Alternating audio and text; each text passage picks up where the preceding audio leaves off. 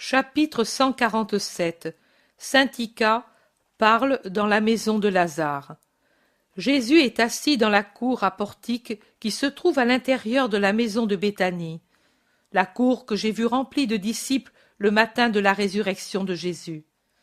Assis sur un siège de marbre couvert de coussins, le dos appuyé au mur de la maison, entouré des maîtres de maison, des apôtres et des disciples, Jean et Timon, plus Joseph et Nicodème, et des pieuses femmes, il écoute saint Ica, qui, debout devant lui, semble répondre à quelques questions qu'il a posées. Tous, plus ou moins intéressés, écoutent dans des poses variées, les uns assis sur des sièges, d'autres sur le sol, d'autres debout, d'autres appuyés aux colonnes ou aux murs. Saint Ica dit : c'était une nécessité pour ne pas sentir tout le poids de ma condition.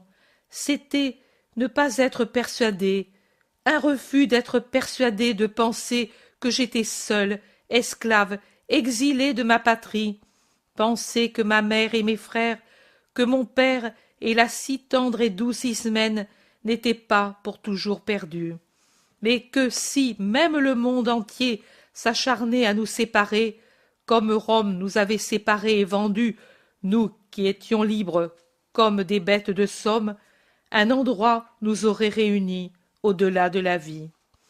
Pensez que notre vie n'est pas seulement une matière qu'on enchaîne, mais qu'elle a à l'intérieur une force libre qu'aucune chaîne ne tient captive, sauf la volonté de vivre dans le désordre moral et la ripaille. Vous appelez cela péché. Celui et ceux qui étaient mes lumières dans l'obscurité de ma nuit d'esclave expliquent cela d'une autre façon, mais eux aussi admettent qu'une âme clouée au corps par des passions mauvaises et corporelles n'arrive pas à ce que vous appelez le royaume de Dieu, et nous la vie commune dans l'Hadès avec les dieux. Et par conséquent, il faut éviter de tomber dans la matérialité et s'efforcer d'atteindre la liberté du corps, en se donnant un héritage de vertu pour posséder une immortalité heureuse et être réunis à ceux qu'on a aimés. Pensez que rien n'empêche l'âme des morts d'assister l'âme des vivants et sentir par conséquent auprès de soi l'âme maternelle, retrouver son regard et sa voix quand elle parle à l'âme de sa fille, et pouvoir dire : oui, mère, pour venir vers toi, oui, pour ne pas troubler ton regard, oui, pour ne pas mettre des larmes dans ta voix, oui, pour ne pas endeuiller l'Hadès où tu es en paix, oui. C'est pour tout cela que je garderai mon âme libre, l'unique possession que j'ai et que personne ne peut m'enlever, et que je veux conserver pure pour pouvoir soumettre ma raison à la vertu.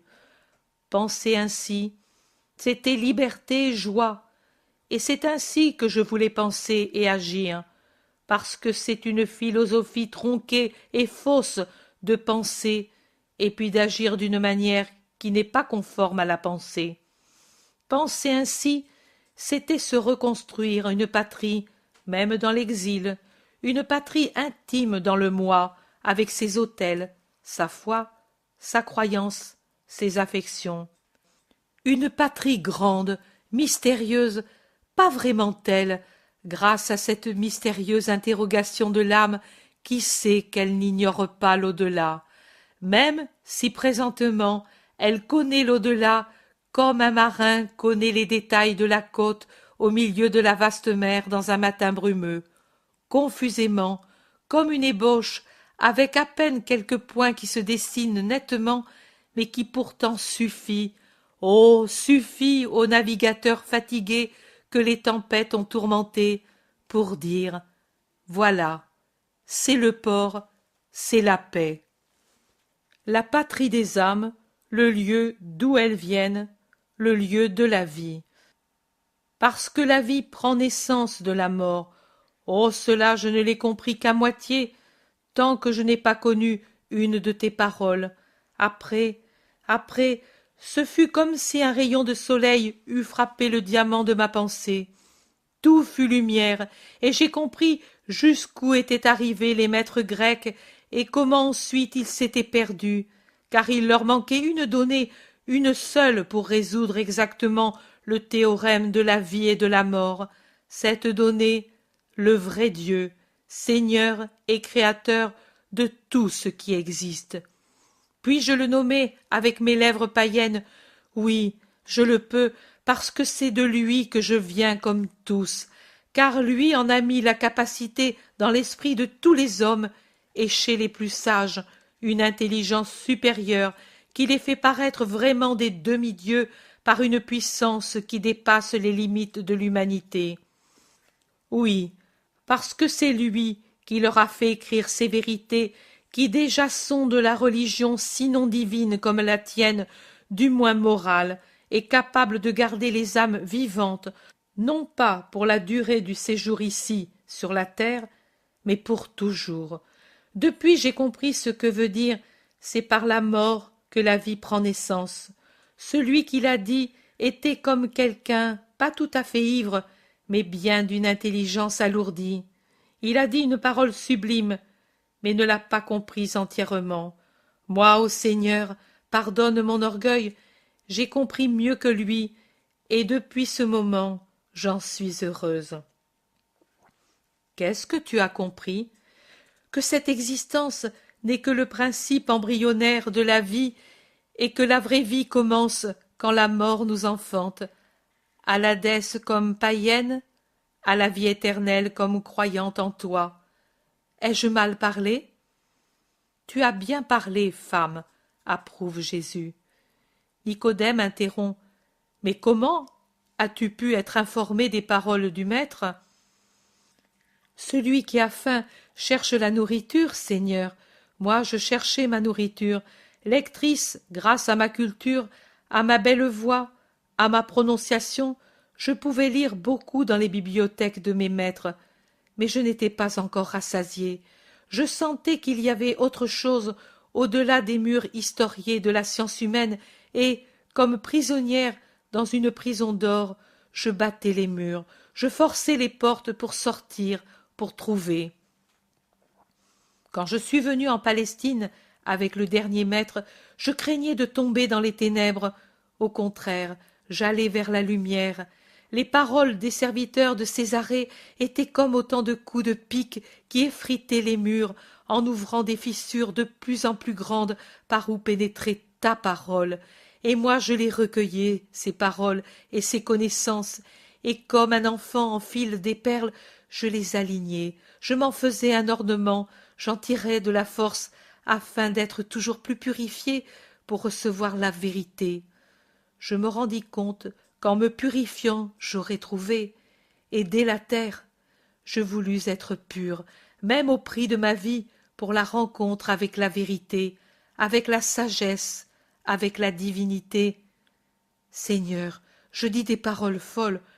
Eux me regardent étonnés, mais c'est toi qui me les as demandées. Parle, parle, c'est nécessaire. Avec force et tempérance, j'ai résisté aux pressions extérieures. J'aurais pu être libre et heureuse selon le monde.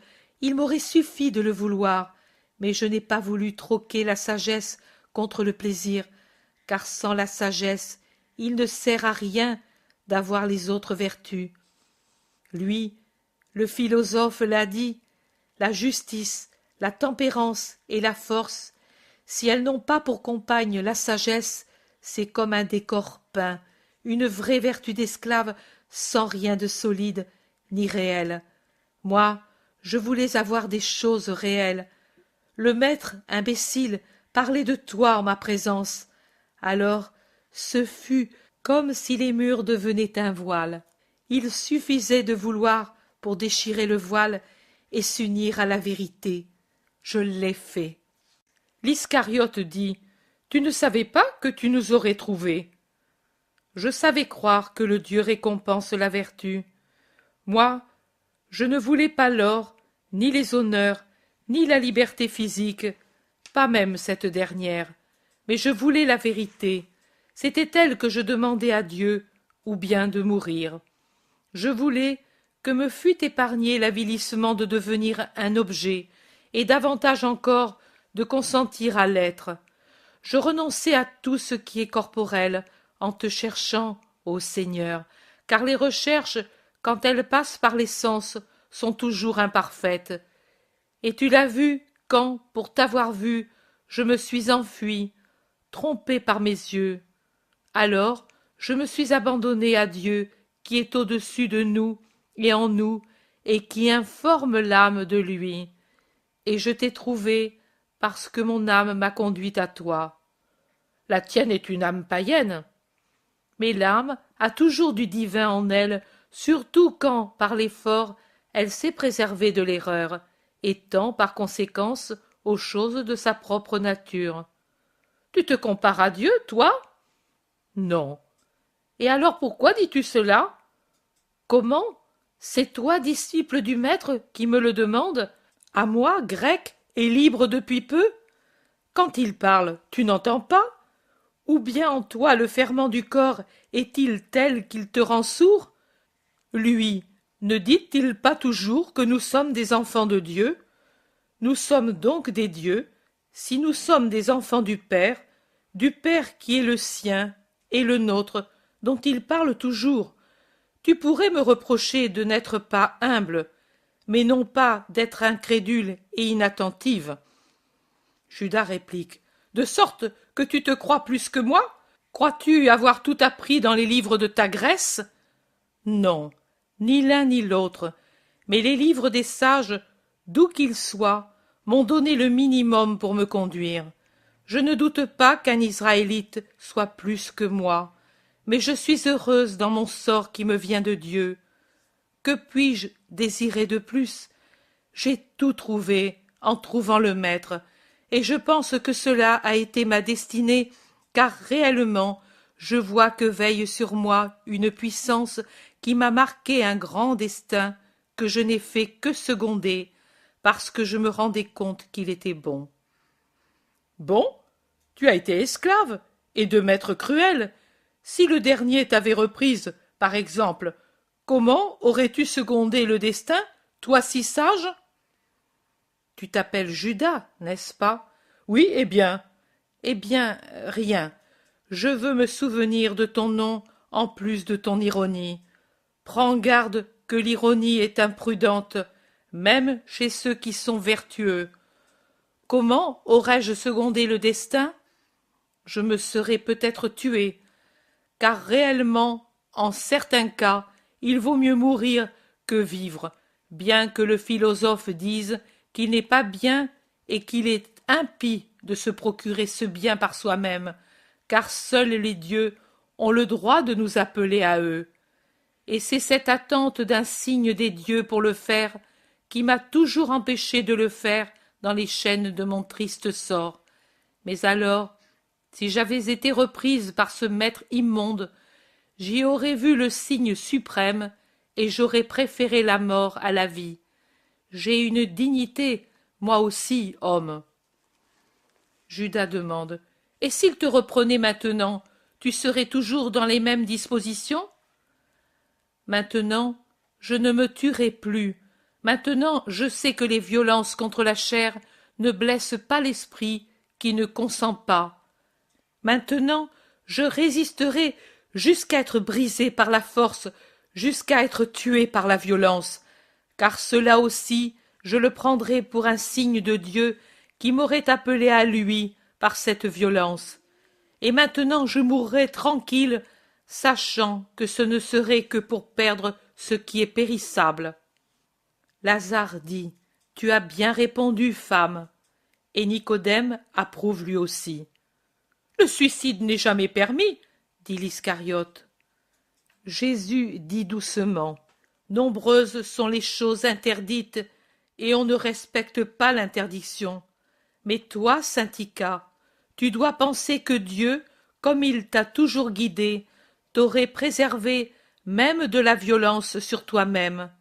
Maintenant, va, je te serai reconnaissant que tu cherches l'enfant et que tu me l'amènes. La femme s'incline jusqu'à terre et s'en va. Tous la suivent du regard. Lazare murmure. Et c'est toujours ainsi. Moi je ne peux comprendre pourquoi les choses qui en elles ont été vie, ont été mort pour nous d'Israël. Si j'avais la possibilité de l'examiner encore, je verrais que l'hellénisme qui nous a corrompus, nous, déjà en possession d'une sagesse, l'a sauvée, elle. Pourquoi? Parce qu'admirables sont les voies du Seigneur, et lui les ouvre à ceux qui le méritent. Et maintenant, amis, je vous congédie, puisque la soirée s'avance.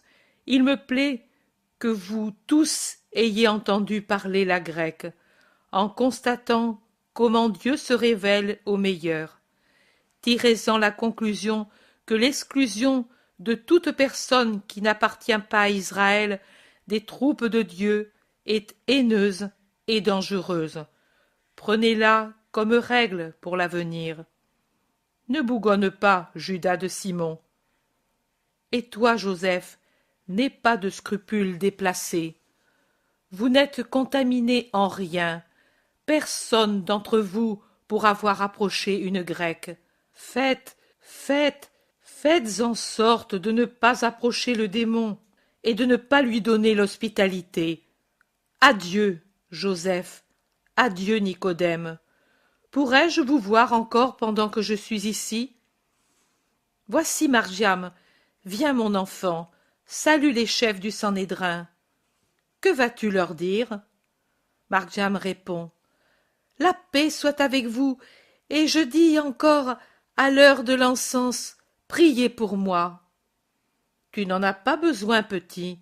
Mais pourquoi justement à cette heure? Parce que la première fois que je suis entré au temple avec Jésus, il m'a parlé de la prière du soir. Oh, c'est si beau! Et toi, tu prieras pour nous? Quand?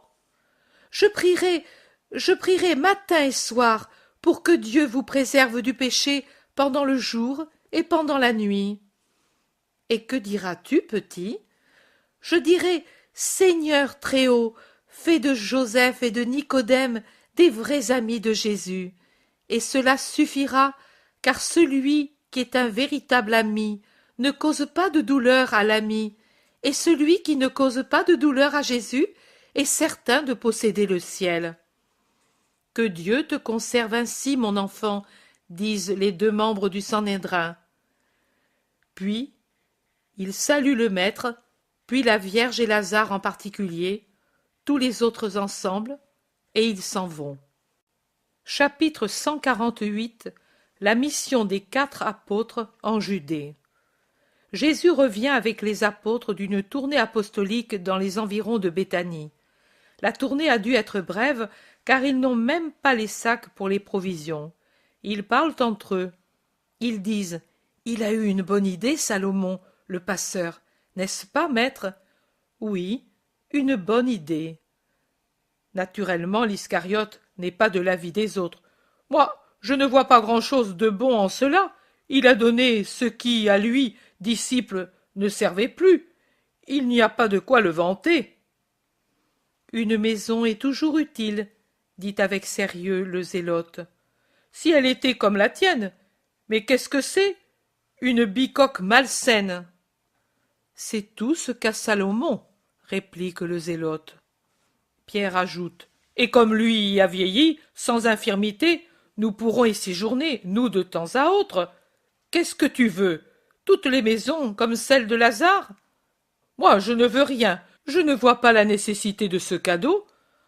Quand on est à cet endroit, on peut être aussi à Jéricho. Il n'y a que quelques stades entre les deux. Et pour des gens comme nous, qui ressemblons à des persécutés, obligés de toujours marcher, qu'est-ce que c'est que quelques stades? Jésus intervient avant que la patience des autres ne soit à bout, comme le montrent des signes déjà clairs.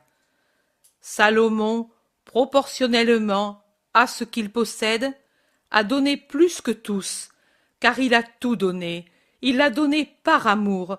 Il a donné cette maison pour nous procurer un abri en cas de pluie qui nous bloque dans cette région peu hospitalière, ou de crue, ou surtout dans le cas où la malveillance des Juifs devient si forte qu'elle nous conseille de mettre le fleuve entre eux et nous.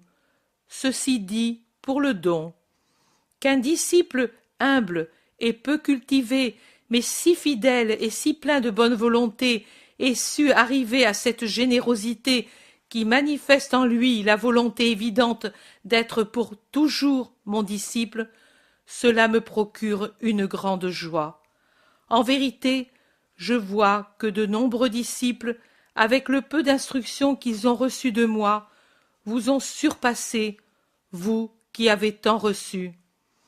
Vous ne savez pas me sacrifier, toi spécialement, même ce qui ne coûte rien, le jugement personnel. Le tien, tu le conserves dur, résistant à tout changement. Tu dis que la lutte contre soi-même, c'est ce qui coûte le plus, et tu veux avec cela me dire que je me trompe en disant qu'elle ne coûte rien? Est-ce vrai? Mais tu as bien compris ce que je veux dire. Pour l'homme, et en vérité, tu es vraiment un homme, n'a de valeur que ce qui est objet de commerce. Le moi ne se vend pas à prix d'argent, à moins de se vendre à quelqu'un en espérant en tirer profit. Un trafic semblable à celui que l'âme pratique avec Satan est même plus vaste, parce que, en plus de l'âme, il embrasse aussi la pensée, ou le jugement, ou la liberté de l'homme. Appelle-la comme bon te semble. Il y a aussi de ces malheureux, mais pour le moment, ne pensons pas à eux. J'ai louangé Salomon parce que je vois tout ce qu'il y a de bon dans son acte, et cela suffit. Il se produit un silence, et puis Jésus recommence à parler. Dans quelques jours, Hermasté sera en mesure de marcher sans difficulté, et moi je reviendrai en Galilée. Cependant, vous ne viendrez pas tous avec moi. Une partie restera en Judée pour remonter avec les disciples juifs, de façon à être tous unis pour la fête des Lumières.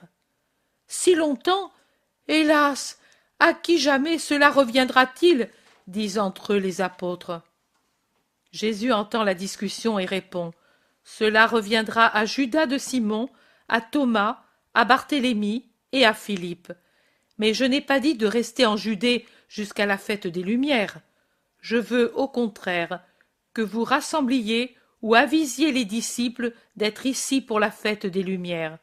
Par conséquent, maintenant vous irez, les chercherez, les rassemblerez et les aviserez. Entre-temps, vous les contrôlerez et les aiderez, et puis vous viendrez derrière moi en amenant avec vous ceux que vous aurez trouvés, en répandant pour les autres la nouvelle de venir. Désormais, nous avons des amis dans les principales régions de la Judée. Ils nous feront le plaisir d'aviser les disciples. En remontant la Galilée, le long de l'autre rive du Jourdain, en vous souvenant que je passerai par Guérasa, Bosra, Arbel, jusqu'à Aéra. Rassemblez aussi ceux qui, à mon passage, n'auront pas osé s'avancer pour demander l'instruction ou le miracle, mais souffriront ensuite de ne pas l'avoir fait. Vous me les amènerez. Je resterai à Aéra jusqu'à votre arrivée. Alors, ce serait bien d'y aller tout de suite, dit l'Iscariote. Non, vous partirez le soir d'avant mon départ, en allant de Jonas à Gethsémani jusqu'au jour suivant, et puis vous partirez pour la Judée. Ainsi, tu verras ta mère, et tu lui viendras en aide en cette période de travaux agricoles. Désormais, depuis des années, elle a appris à se tirer d'affaire seule. Pierre, quelque peu sournois, demande. Oh, tu ne te souviens pas que l'année passée, tu lui étais indispensable pour les vendanges? Judas devient plus rouge qu'un coquelicot, laid dans sa colère et sa honte. Mais Jésus prévient toute riposte en parlant, lui. Un fils est toujours pour sa mère aide et réconfort. Ensuite, jusqu'à la Pâque, et après la Pâque, elle ne te verra plus. Par conséquent, va, et fais ce que je te dis. Judas ne réplique pas à Pierre, mais reporte son dépit sur Jésus.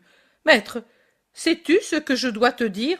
j'ai l'impression que tu veux te débarrasser de moi pour le moins m'éloigner, parce que tu me soupçonnes, parce que tu me crois injustement coupable de quelque chose, parce que tu manques de charité envers moi, parce que... Judas, c'est assez. Je pourrais te dire tant de paroles. Je te dis seulement obéis. Jésus est majestueux en le disant, grand, l'œil étincelant et le visage sévère. Il fait trembler. Judas même tremble. Il se met derrière tous les autres, pendant que Jésus se met seul en tête. Entre l'un et l'autre, le groupe des apôtres devenu muet. Chapitre 149. Jésus quitte Béthanie pour l'autre rive du Jourdain. Lazare, mon ami, je te demande de venir avec moi, dit Jésus en apparaissant sur le seuil de la salle où Lazare se trouve à demi couché sur un lit, en train de lire un rouleau. Tout de suite, maître, où allons-nous? Demande Lazare en se levant immédiatement. Dans la campagne. J'ai besoin d'être seul avec toi. Lazare le regarde troublé et demande: As-tu de tristes nouvelles à me donner secrètement, ou bien... Non, je ne veux pas y penser. Non, j'ai à prendre conseil de toi, et l'air lui-même ne doit pas savoir ce que nous dirons. Commande le char, parce que je ne veux pas te fatiguer. Quand nous serons en pleine campagne, je te parlerai. Alors c'est moi qui conduis, ainsi même le serviteur ne saura pas ce que nous aurons dit. Oui, c'est d'accord. J'y vais tout de suite, maître, dans un moment je vais être prêt. Et il sort. Jésus sort aussi, après être resté un peu pensif au milieu de la riche pièce. Tout en pensant, il a déplacé machinalement 2 ou 3 objets, ramassé le rouleau tombé par terre, et enfin, en le remettant en place sur une étagère, par cet instinct inné de l'ordre qui est si fort en Jésus, il reste, les bras levés, à regarder des objets d'un art pour le moins étrange, différent de celui courant en Palestine, alignés sur les degrés de l'étagère. Ce sont des amphores et des coupes très anciennes, semble-t-il, en métal repoussé, ornées de dessins reproduisant des détails des temples de l'ancienne Grèce et des urnes funéraires. Ce qu'il voit lui-même, au-delà de l'objet, je ne sais pas. Il sort et va dans la cour intérieure où se trouvent les apôtres. « Où allons-nous, maître ?» demande-t-il en voyant Jésus mettre son manteau. « Nulle part. Moi, je sors avec Lazare. Vous, restez ici à m'attendre, tous ensemble. Je serai vite de retour. » Les 12 se regardent entre eux. Ils sont peu contents. Pierre dit: « Tu vas seul? Fais attention. Ne crains rien. Tout en m'attendant, ne restez pas oisifs. Instruisez encore Hermasté pour qu'il connaisse toujours plus la loi, et soyez de bons compagnons. Pas de dispute ni d'impolitesse. Soyez gentils. Aimez-vous. » Il se dirige vers le jardin et tous le suivent. Tout de suite arrive un char léger et couvert sur lequel est déjà Lazare. « Tu pars avec le char? » « Oui, pour que Lazare ne se fatigue pas les jambes. »« Adieu, Marciam, sois bon. La paix à vous tous. » Il monte sur le char qui, en faisant grincer le gravier du chemin, sort du jardin en prenant la grande route.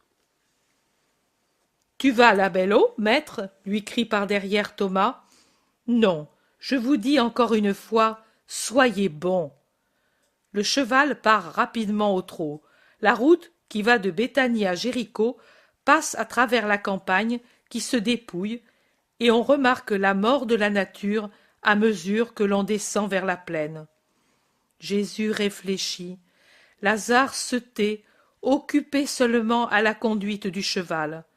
Quand ils sont bien dans la plaine, une plaine fertile déjà toute prête pour nourrir la semence du futur grain, au vignoble déjà tout endormi comme une femme qui vient de mettre au jour son fruit et se repose de sa douce fatigue, Jésus, lui fait signe d'arrêter. Et Lazare, obéissant, s'arrête et conduit le cheval sur un petit chemin secondaire qui mène à des maisons éloignées. Et il explique: ici nous serons encore plus tranquilles que sur la grande route. Ces arbres nous cachent à la vue de beaucoup. En effet, un bouquet d'arbres bas et feuillus fait office de paravent contre la curiosité des passants. Et Lazare se tient debout devant Jésus dans l'attente. Lazare, il faut que j'éloigne Jean d'Andorre et Saint-Ica. Tu vois que la prudence le conseille et aussi la charité. Pour l'un et pour l'autre, ce serait une épreuve dangereuse, une souffrance inutile de connaître les persécutions lancées contre eux, et qui pourraient, au moins pour l'un d'eux, provoquer des surprises très pénibles. Dans ma maison, non, pas même dans ta maison. Il ne serait pas, peut-être, touché matériellement, mais il serait moralement humilié. Le monde est cruel, il brise ses victimes. Moi, je ne veux pas que ces deux belles énergies se perdent ainsi. Par conséquent, comme j'ai uni un jour le vieil Ismaël à Sarah, maintenant je vais unir mon pauvre Jean à Saint-Ica. Je veux qu'il meure en paix et qu'il ne soit pas seul, et avec l'illusion d'être envoyé ailleurs, non parce que c'est l'ancien galérien, mais parce que c'est le disciple prosélyte qu'on peut envoyer ailleurs pour prêcher le Maître. Et Saint-Ica l'aidera. Saint-Ica est une belle âme et sera une grande force dans l'Église future et pour l'Église future. Peux-tu me conseiller où les envoyer? Pas en Judée, en Galilée, ni même dans la Décapole, là où je vais, et avec moi les apôtres et les disciples, pas dans le monde païen. Où alors? Où pour qu'il soit utile et en sécurité? Maître, moi? Mais moi te conseiller?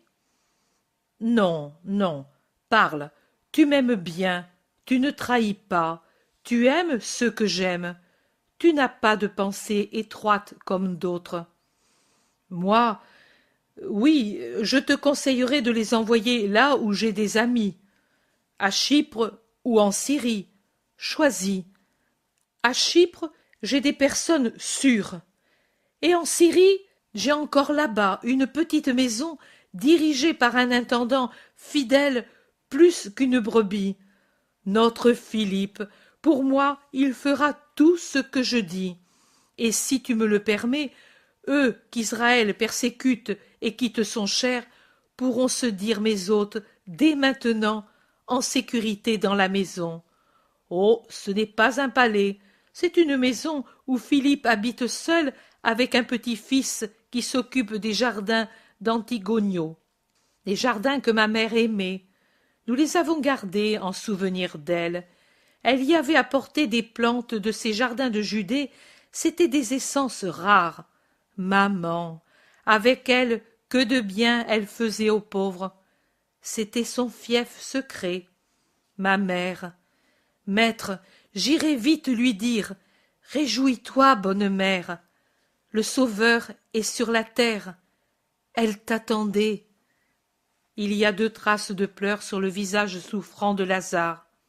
Jésus le regarde et sourit. Lazare se remet. Mais parlons de toi. L'endroit te paraît bon? Oui, et une fois de plus, je te remercie pour moi et pour eux. Tu m'enlèves un grand poids. Lazare demande: quand partiront-ils? Je le demande pour préparer une lettre pour Philippe. Je dirai que ce sont 2 de mes amis d'ici qui ont besoin de paix, et cela suffira.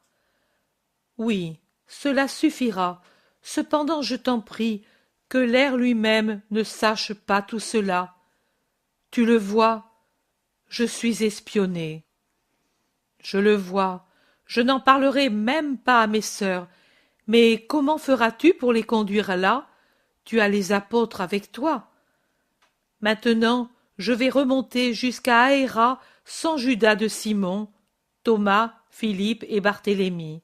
Pendant ce temps, j'instruirai à fond Saint-Ica et Jean, pour qu'ils partent avec une grande provision de vérité. Puis je descendrai au Méron, et de là à Capharnaüm. Et là, je renverrai encore les 4 avec d'autres missions, et alors je ferai partir les 2 pour Antioche. J'y suis obligé. À devoir craindre des tiens, tu as raison. Maître, je souffre de te voir tourmenté. Mais ta bonne amitié me réconforte tellement. Lazare, je te remercie. Après-demain je pars, et j'emmène tes sœurs. J'ai besoin de nombreuses disciples pour que Syntycha se confonde avec elles. Jeanne de Chouza vient aussi. De Méron, elle ira à Tibériade, parce qu'elle y passera l'hiver. Ainsi le veut son mari pour l'avoir plus près de lui, car Hérode revient à Tibériade pour quelque temps. Il sera fait comme tu le désires. Mes sœurs sont à toi, comme je le suis, moi, mes maisons, mes serviteurs, mes biens. Tout t'appartient, maître, use-en pour le bien. Je te préparerai la lettre pour Philippe. Il vaut mieux que tu l'aies directement. Merci, Lazare. C'est tout ce que je puis faire. Si j'étais en bonne santé, je viendrais. Guéris-moi, maître, et je viendrai. Non, ami, j'ai besoin de toi comme tu es. Même si je ne fais rien? Même. Ô mon Lazare! Jésus l'embrasse et le baise. Ils remontent sur le char et reviennent. Maintenant c'est Lazare qui est très silencieux et pensif, et Jésus lui en demande la raison. Lazare répond: Je pense que je perds Syntycha. J'étais attiré par sa science et sa bonté. C'est Jésus qui l'acquiert. C'est vrai, c'est vrai. Quand te reverrai-je, maître? Au printemps. Plus jusqu'au printemps? L'an passé, tu étais chez moi pour les enseignies. Cette année, je contente les apôtres, mais l'an prochain, je serai beaucoup avec toi, je te le promets. Béthanie apparaît sous le soleil d'octobre. Ils sont sur le point d'arriver lorsque Lazare arrête le cheval pour dire: Maître, tu fais bien d'éloigner l'homme de Kériote. J'ai peur de lui. Il ne t'aime pas. Il ne me plaît pas. Il ne m'a jamais plu. C'est un sensuel et un avide. Aussi, il est capable d'arriver à n'importe quel péché. Maître, c'est lui qui t'a dénoncé. En as-tu les preuves? Non. Alors ne juge pas. Tu n'es pas très expert en fait de jugement. Rappelle-toi que tu jugeais ta Marie inexorablement perdue. Ne dis pas que c'est grâce à moi. C'est elle qui m'a d'abord cherché. C'est vrai, cela aussi, mais enfin, méfie-toi de Judas. Peu après, ils entrent dans le jardin où les apôtres les attendent avec curiosité. L'absence des 4 apôtres et surtout de Judas rend plus intime et plus épanoui le groupe de ceux qui restent. C'est vraiment une famille dont les chefs sont Jésus et Marie, celle qui, en tournant le dos à Béthanie en une sereine matinée d'octobre, se dirige vers Jéricho pour passer sur la rive opposée du Jourdain. Les femmes se groupent autour de Marie et il ne manque qu'Analia au groupe des femmes disciples, c'est-à-dire des 3 Maries, Jeanne, Suzanne, Élise, Marcelle, Sarah et Syntycha. Groupés autour de Jésus, Pierre, André, Jacques et Jude d'Alphée, Matthieu, Jean et Jacques de Zébédée, Simon le Zélote, Jean d'Andorre, Hermasté et Timon, alors que Margiam, sautant comme un chevreau, fait la navette entre les 2 groupes qui avancent à quelques mètres l'un de l'autre.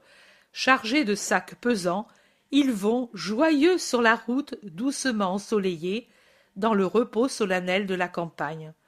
Jean d'Andorre avance péniblement sous le poids qui charge ses épaules. Pierre s'en aperçoit et dit: Donne-le donc, puisque tu as voulu reprendre ce fardeau. Tu en avais la nostalgie? C'est le maître qui me l'a ordonné. Oui? Oh, par exemple. Pourquoi donc? Je ne sais pas. Hier soir, il m'a dit « Reprends tes livres et suis-moi avec eux ».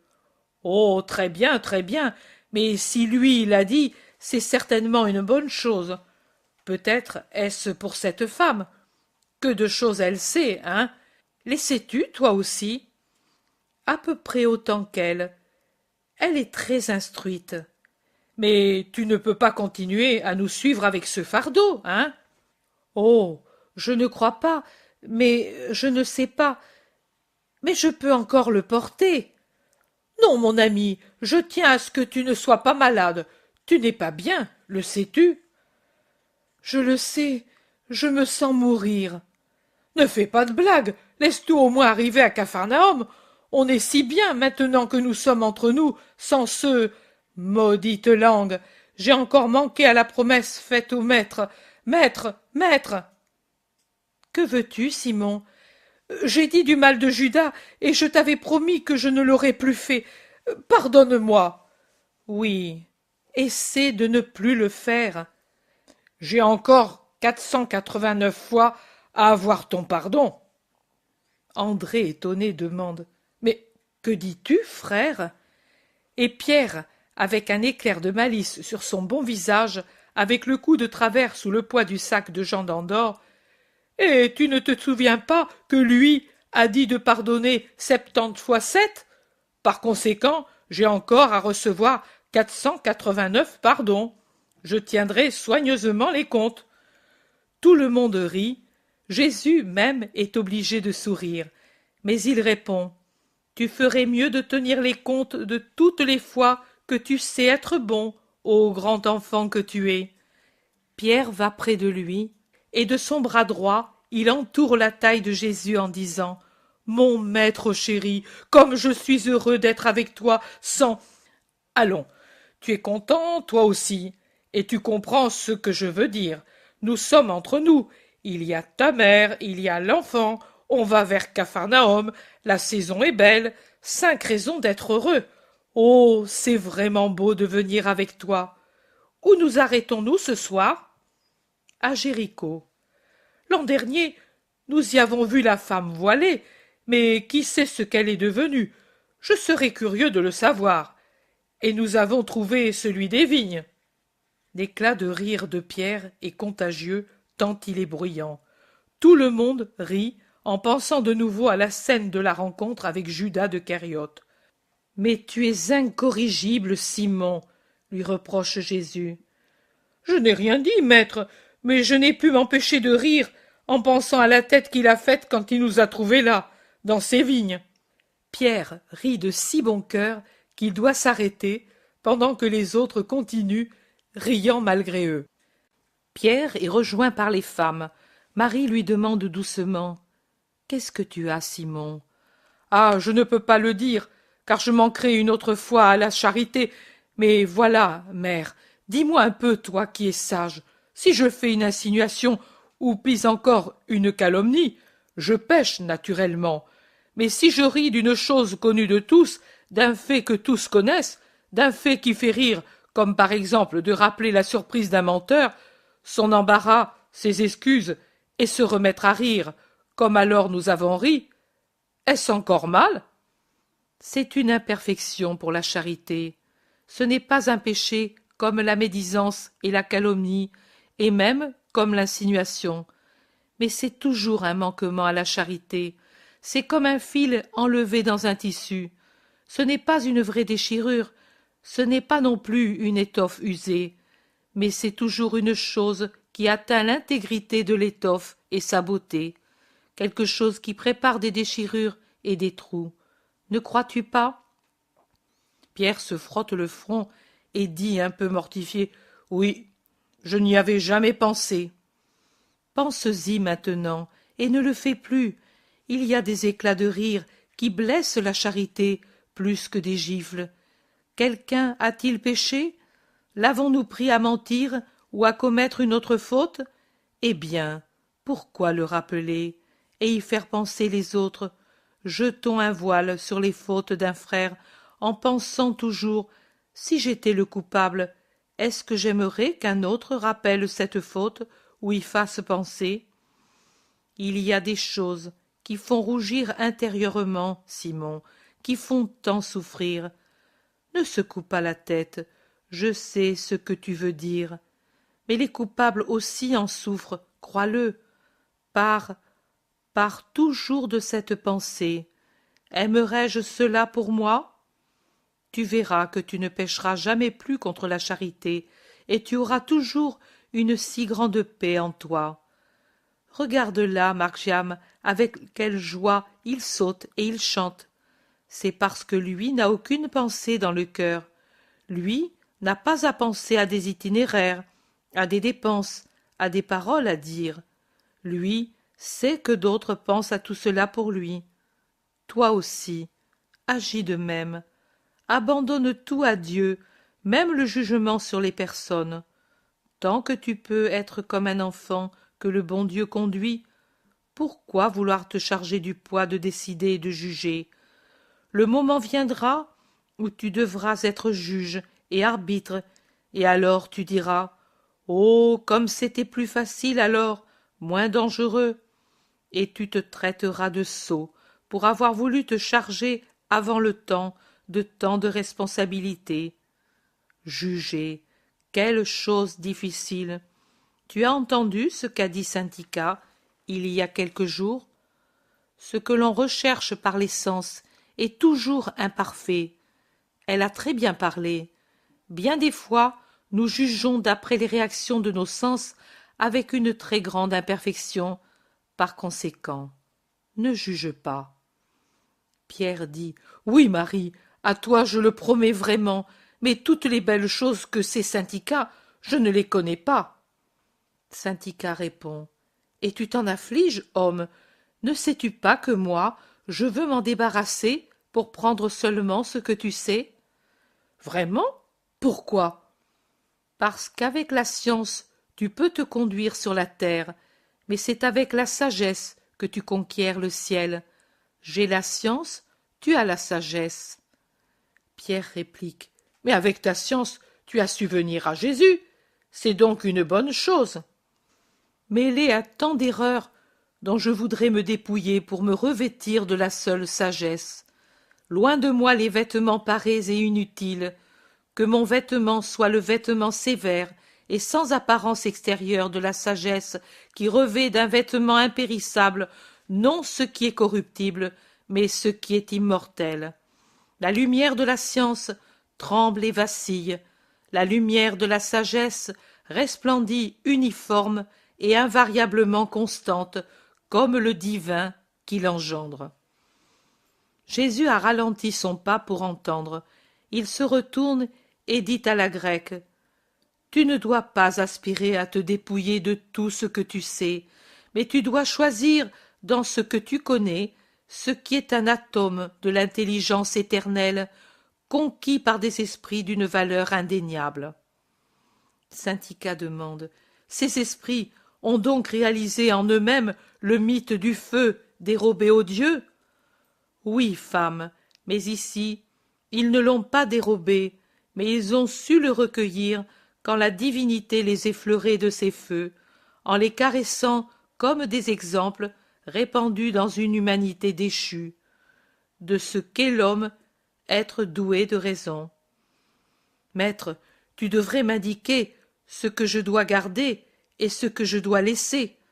Moi, je ne serai pas bon juge, et puis, pour combler les vides, mettre les lumières de ta sagesse. C'est ce que j'ai l'intention de faire. Je t'indiquerai jusqu'à quel point est sage la pensée que tu connais, et je la prolongerai, à partir de ce point, jusqu'au bout de l'idée vraie, pour que tu saches. Ce sera bon aussi pour ceux qui sont destinés à avoir dans l'avenir beaucoup de contact avec les gentils. Jacques de Zébédée gémit. « Nous n'y comprendrons rien, Seigneur. » Peu de choses pour le moment, mais un jour vous comprendrez, et les instructions présentes et leur nécessité.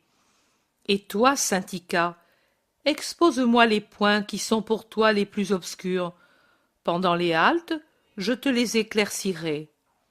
Oui, monseigneur, c'est le désir de mon âme qui se fond dans ton désir.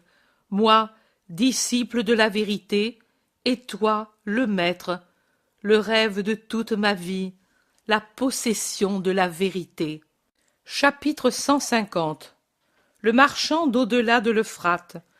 Après une plaine fertile qui s'étend sur un large espace au-delà du Jourdain, il est beau d'aller pendant la saison sereine et douce qu'est celle d'une fin d'octobre, et après un arrêt dans un petit village qui s'étend au pied des premières pentes d'une chaîne montueuse au relief prononcé, et quelque cime peut prendre le vrai nom de montagne.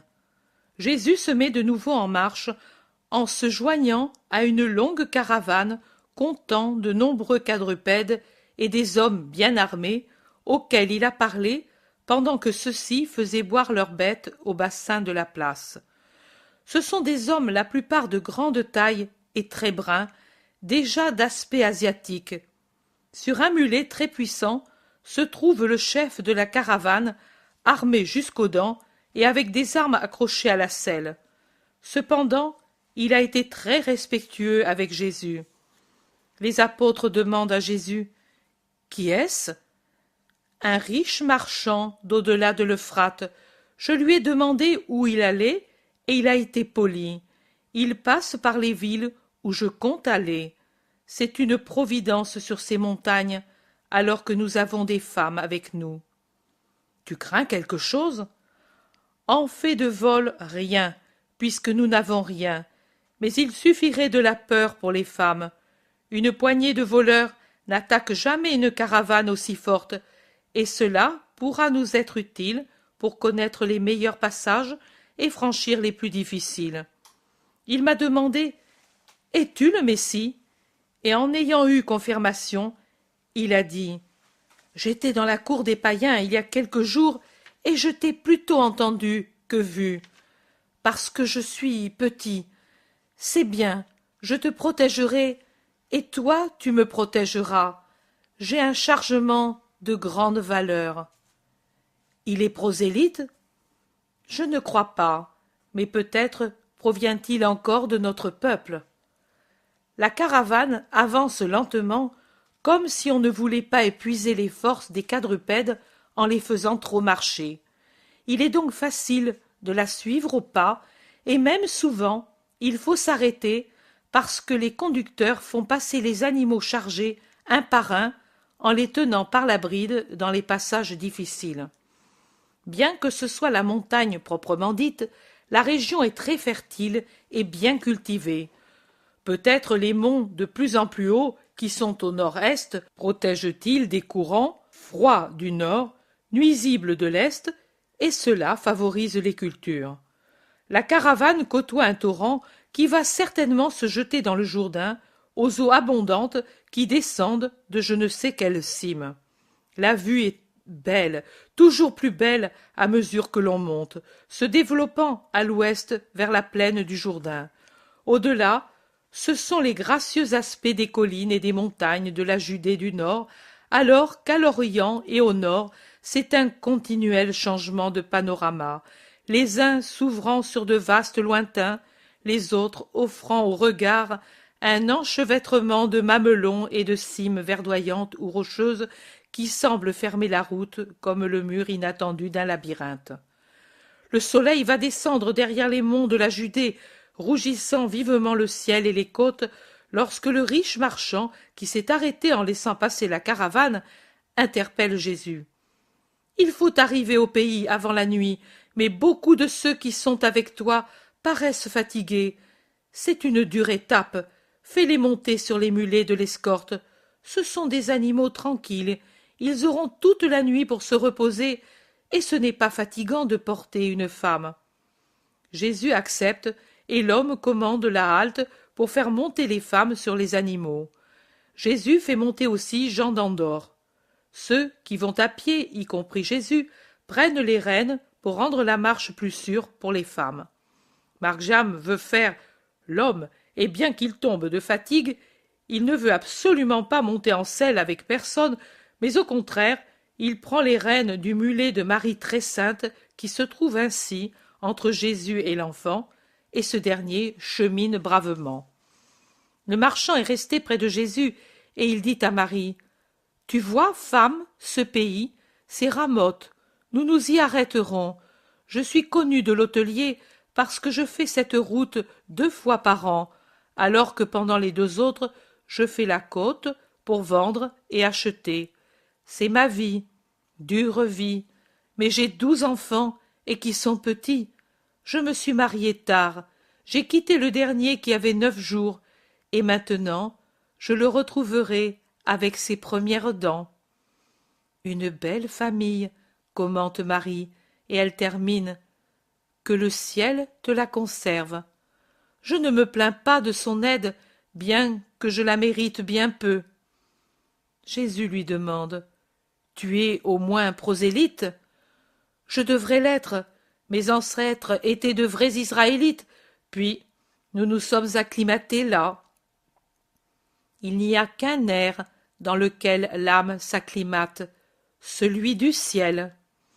Tu as raison, mais tu sais, le bisaïeul épousa une femme qui n'était pas d'Israël. Les fils ont été moins fidèles. Les fils des fils se sont mariés avec des femmes qui n'appartenaient pas à Israël, en donnant des enfants qui étaient seulement respectueux du non-juif, car nous sommes juifs d'origine. Maintenant, moi, petit-fils des petits-fils, plus rien. Au contact de tout le monde, j'ai emprunté à tout le monde, jusqu'à n'appartenir plus à personne. Tu raisonnes mal, et je vais te le prouver. Si, en allant par cette route que tu sais être la bonne, tu trouvais 5 ou 6 personnes qui te diraient « Mais non, va de ce côté, reviens en arrière, arrête-toi, va vers l'est, tourne vers l'ouest », que dirais-tu? Je dirais « Je sais que celle-ci est la plus courte et la plus facile, et je ne la quitte pas. » Ou encore, toi, devant traiter une affaire et sachant la manière d'aboutir, écouterais-tu ceux qui, par pure forfanterie ou par un calcul astucieux, te diraient d'agir autrement? Non, je suivrai ce que mon expérience m'indique de meilleur. Très bien. Toi, originaire d'Israël, tu as derrière toi des millénaires de foi. Tu n'es pas stupide, ni inculte. Pourquoi alors absorbes-tu les contacts de tout le monde en matière de foi, alors que tu sais les repousser en matière d'argent ou de sécurité des routes? Cela ne te semble-t-il pas une chose déshonorante, même humainement parlant?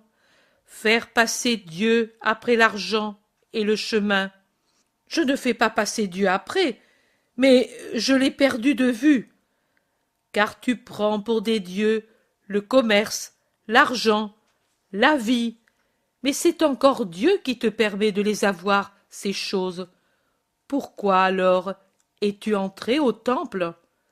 Par curiosité, sur le chemin, en sortant d'une maison où j'avais négocié des marchandises, j'ai vu un groupe d'hommes qui te vénéraient, et il m'est revenu à la mémoire une conversation que j'avais entendue à Ascalon chez une femme qui fabriquait des tapis.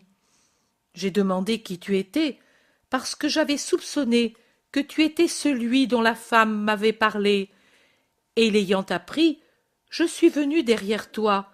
J'avais fini mes affaires pour ce jour-là, puis je t'ai perdu de vue. À Jéricho, je t'ai revu, mais seulement un moment. Aujourd'hui, je t'ai retrouvé. Voilà. Voici donc que Dieu unit et entrecroise nos routes. Moi, je n'ai pas de don à t'offrir pour te remercier de ta bonté, mais avant de te quitter, j'espère te faire un don, à moins que tu ne m'abandonnes auparavant. Non, je ne le ferai pas. Alexandre Misas ne se retire pas quand il s'est offert. Voici, derrière ce tournant commence le pays. Je vais en avant, nous nous reverrons à l'hôtellerie. Et il éperonne sa monture et part presque au galop sur le bord de la route. Marie dit, c'est un homme honnête et malheureux, mon fils. et tu le voudrais heureux, selon la sagesse, n'est-ce pas? Il se sourit doucement dans les premières ombres du soir. Dans la longue soirée d'octobre, réunis tous dans une vaste pièce de l'hôtellerie, les voyageurs attendent l'heure du coucher. Dans un coin, tout seul, le marchand est occupé à ses comptes. Dans le coin en face, Jésus avec tous les siens. Il n'y a pas d'autres hôtes. Des écuries arrivent des braiements, des hennissements et des bêlements. Cela laisse supposer qu'il y a à l'hôtellerie d'autres personnes, mais peut-être sont-elles déjà au lit. Margiam s'est endormi dans les bras de la Madone, oubliant du coup qu'il est un homme. Pierre sommeille, et il n'est pas le seul. Même les bavardes femmes âgées sont à moitié endormies et se taisent.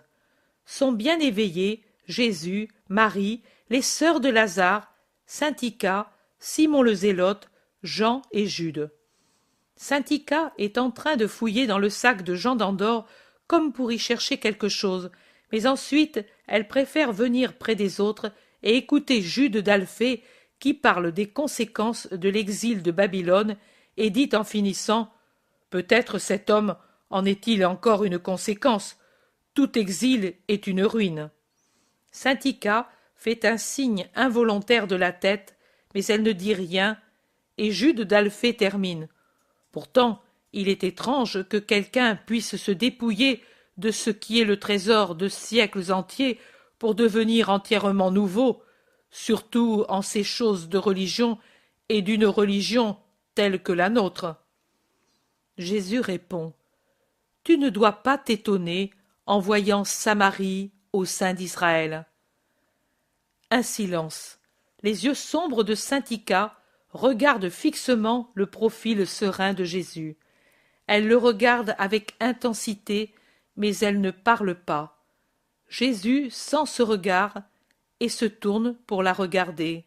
« Tu n'as rien trouvé à ton goût? » ?»« Non, Seigneur, je suis arrivé au point de ne savoir plus concilier le passé avec le présent, les idées d'auparavant avec celles de maintenant, et il me semble que c'est pour ainsi dire une trahison, car mes anciennes idées m'ont vraiment aidé à avoir celles de maintenant.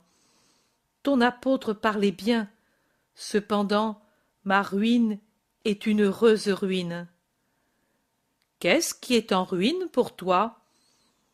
Toute la foi dans l'Olympe païen, Seigneur, et pourtant je suis un peu troublé, parce qu'en lisant votre écriture, Jean me l'a donnée, et je la lis parce que sans connaissance il n'y a pas de possession.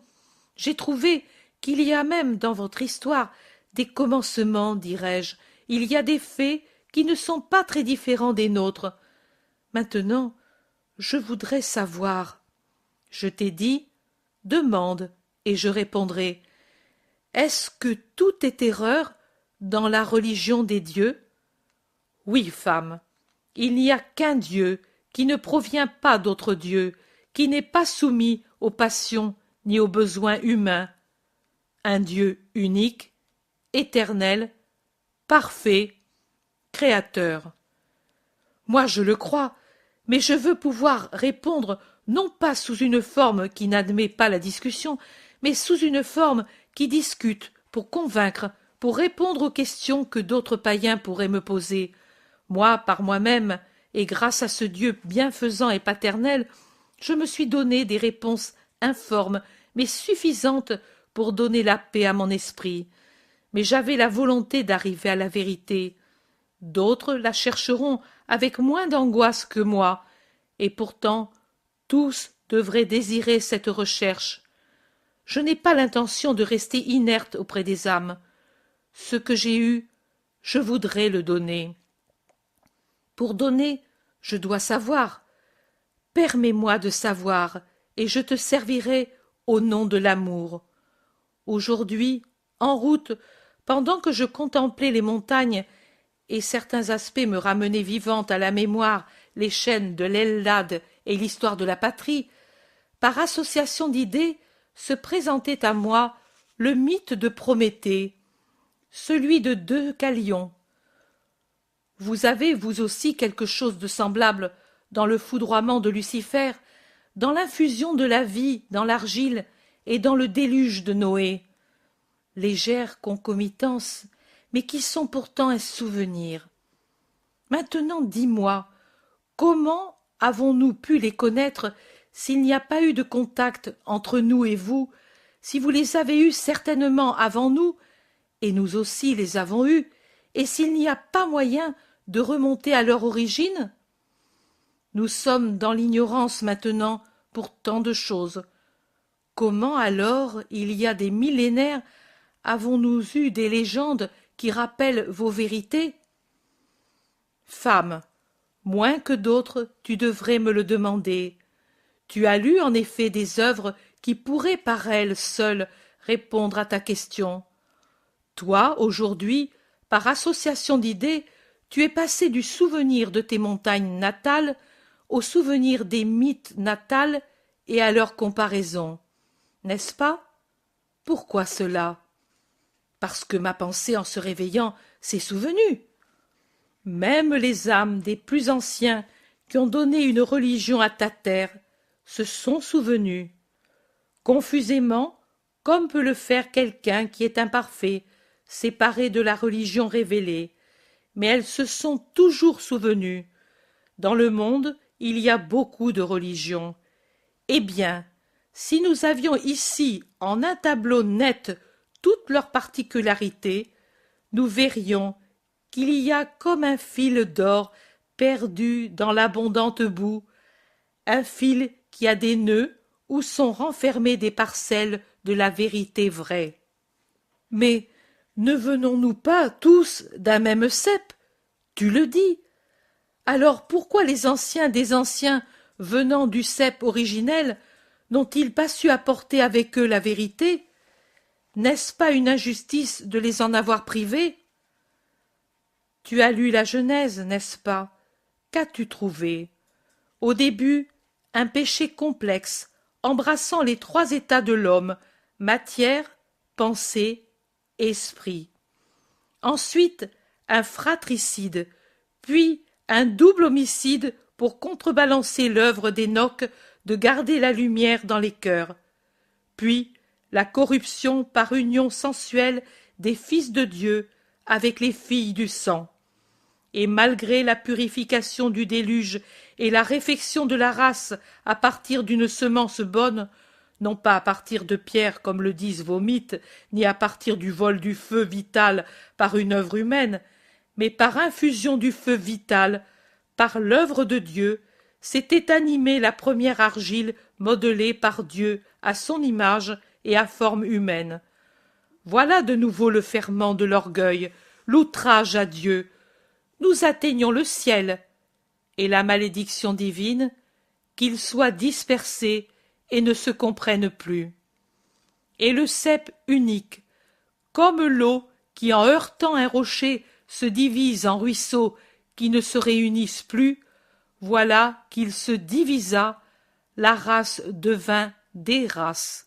L'humanité, mise en fuite par son péché et par punition divine, voilà qu'elle se disperse et ne se réunit plus, emportant avec elle la confusion que l'orgueil avait créée.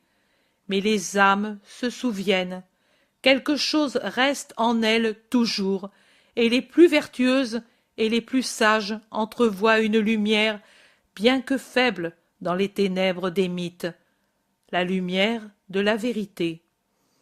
C'est ce souvenir de la lumière vue avant la vie qui remue en elle des vérités où se trouvent des bribes de la vérité révélée. M'as-tu compris? En partie, mais maintenant je vais y réfléchir. La nuit est l'ami de celui qui réfléchit et se recueille en lui-même. Alors, allons nous recueillir, chacun en nous-mêmes. Allons, amis. La paix à vous, femmes. La paix à vous, mes disciples. La paix à toi, Alexandre Misas. Le marchand dit en s'inclinant. Adieu, Seigneur. Dieu soit